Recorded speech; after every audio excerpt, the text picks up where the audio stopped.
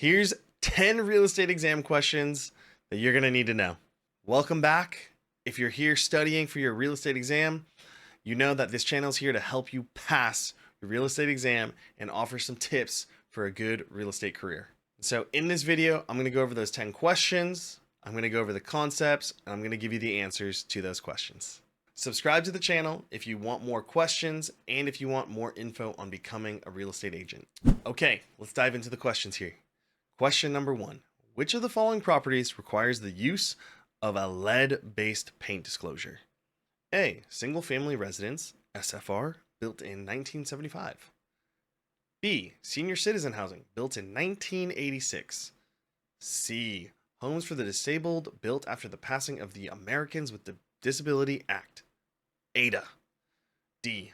Multifamily homes, built after 1990.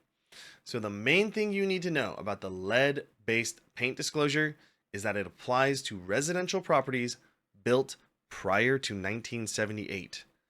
Based on that information, so the answer A, single-family residences built in 1975, is the only one that applies for the lead-based paint disclosure. Question number 2.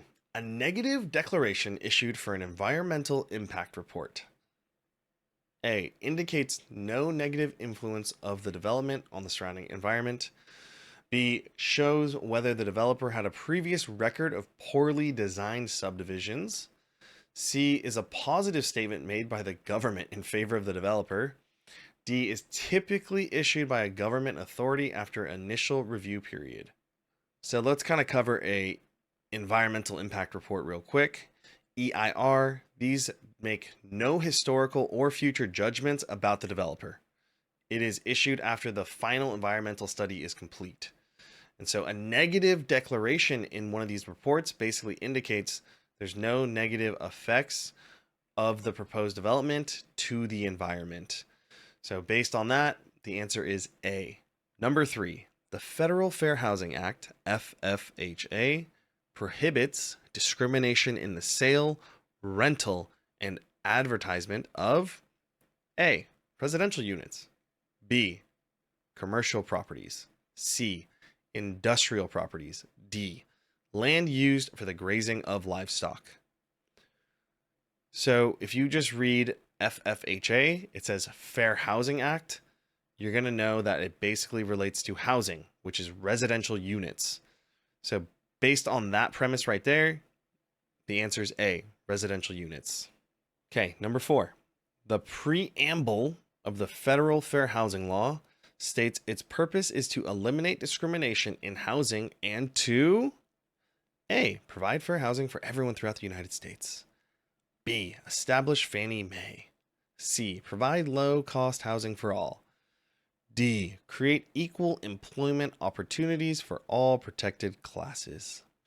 So if we read Federal Fair Housing Law, that's just going to assume it's trying to make housing fair for all, right? So the Federal Fair Housing Laws are broadly designed to facilitate fair access to housing for everyone. And the answer is A. Answer C actually is kind of a tricky one because it kind of feels like it might be the right one, but answer A is the most accurate. Question number 5. Which of the following requirements made by a landlord is unlawful? A. Requiring a 600 or better FICO score. B. Requiring cosigners for unmarried lessees.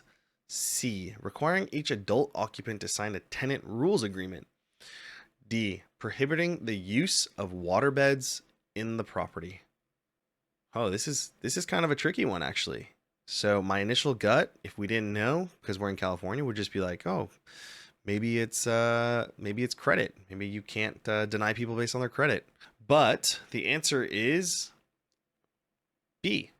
Landlords may not require unmarried tenants to have separate cosigners. Singling out single adults is unlawful. Requirements related to economic and financial questions are appropriate so long as they are applied to everyone equally. So basically you can't discriminate based off of marital status. B. Okay, so now we've gone through 5 questions. And so if you've found this helpful so far, please give the video a nice thumbs up. Okay, let's go ahead and let's go through the next questions. Question number 6. Based on the principle of leverage, an investor will A. Use their own funds whenever possible. B. Use borrowed money only to the degree deemed safe and reasonable. C. Buy income property with a minimum down payment. D. Invest in rental properties with declining values. What is the principle of leverage? Leverage, when it comes to investing, means putting the least amount down and securing financing. So, answer A, not going to work here. That's the complete opposite. Answer B and D don't really make a lot of sense as well here. So, answer C is the right answer. Basically, the goal of leverage, right, is to put the least amount down to acquire an asset that has the most value. Question number 7. 1 year after his real estate license expired, Claude renewed the license. Which of the following is a true statement? A. Claude can operate under a restricted license during his suspension. B. Claude has to retake the license examination. C. Until the license was renewed, Claude was not allowed to participate in anything that required a license. D. Claude is no longer eligible for a license. Okay, so let's just go over this. If your license is expired, that means you don't have an active license. So you are not allowed to participate in anything that requires a license. The answer is C. Until the license was renewed, Claude was not allowed to participate in anything that required a license. Question number 8. If a lessee transfers all of their interest in a property, the transferee who receives the lessee's interest is classified as A. Assignee. B. Assignor. C. A vendee. D. A vendor. Vendee. Are we talking about Starbucks sizes here or what? What's going on? No, I'm just kidding. Let's kind of go through the definitions of A. An assignee is the individual to whom property or interests have been transferred. The assignor is the individual who assigns or transfers the rights or interests they hold in personal or real property. And so the other choices, vendor and vendee here, those are specific to a sale and like land sales. So they're not even applicable here. So it's got to be assignee or assignor. And we know that the assignee is the individual to whom property or interests have been transferred. Answer is A. Question number 9. When two brokers make a verbal agreement to split a commission, the agreement is A. Void. B. Voidable. C. Unenforceable. D. Enforceable. So you might be surprised at this one. The answer is D.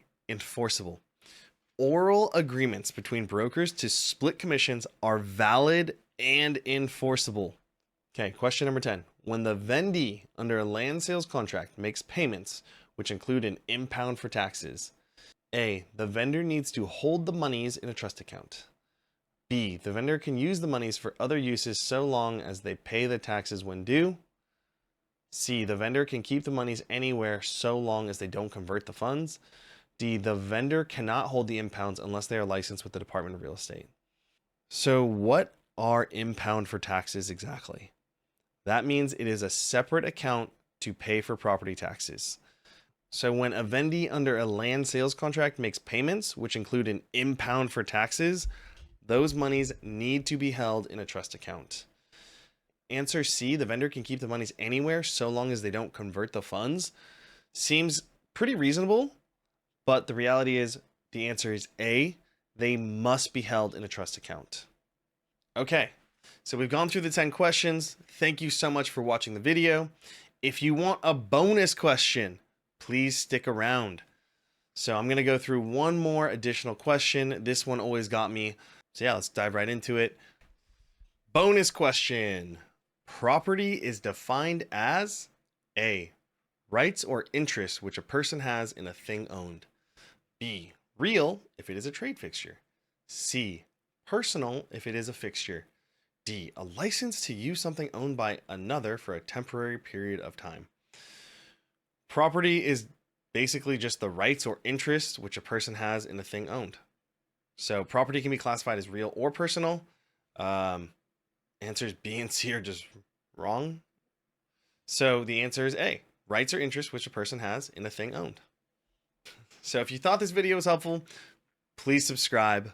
If you have any additional questions, or maybe you have some test topic that you're struggling with, drop a comment below, and then hopefully I can make a video to help you out with that.